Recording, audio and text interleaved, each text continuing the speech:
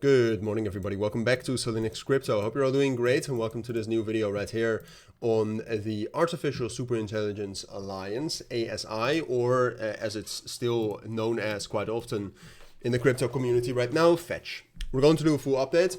Quite a lot of you have requested this. I used to cover Fetch quite a lot in the past. I mean, I've covered this coin very often. I actually was a holder. I sold my entire position in September. At a loss. Okay, it was a small position, but still at a loss, and I'm very glad that I did, because obviously we had that crash on Friday, the 10th of October, and Fetch also pushed down together with that. But there's been bad news, all right, and that's also why a lot of you ask me to, what are your thoughts on the current situation with Fetch and especially the Artificial Superintelligence Alliance, and what do you expect? And honestly, I have to be slightly bearish here. I do think, but before we talk about the situation, I know DWF Labs is involved. I know a lot of people are shorting. I do think at some point of time, which is basically also what we had right here, I think we can, right here on Sunday, I think we can have a pretty major short squeeze, right? But ultimately, the project seems to be short-term and long-term doomed. And that's for two reasons.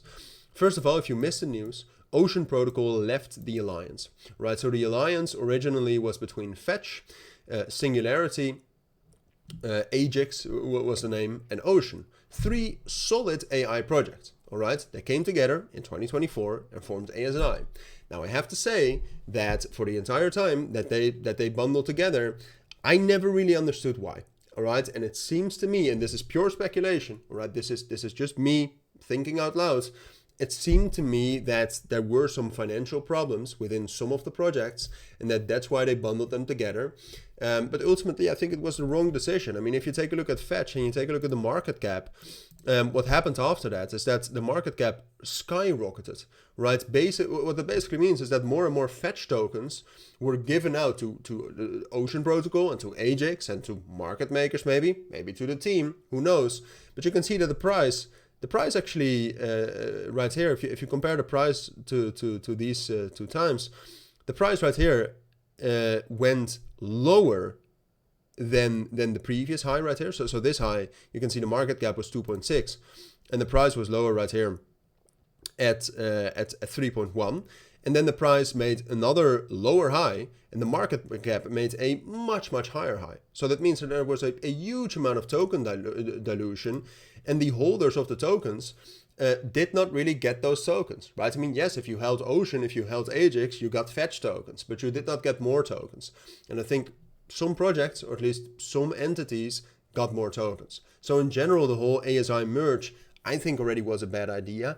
I really like the three projects for separate reasons. I mean, Ajax, Singularity DAO, was an amazing project, and it vanished, all right? And it got together into this new project that really wasn't as good. And I still like the projects, right? I still think Fetch are doing good things. I still think Ajax, Singularity Net is doing good things. But in terms of the situation, it's bad. And Ocean Protocol leaving, I think, could be the first step in the whole alliance breaking. And the whole alliance breaking is bad news.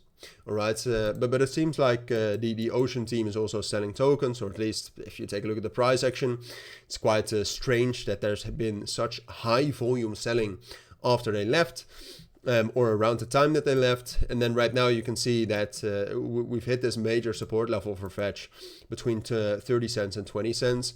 We're not really getting a strong reaction from there, right? And if we really zoom in, not like we had this short squeeze right here on Sunday afternoon after we also got some bullish momentum.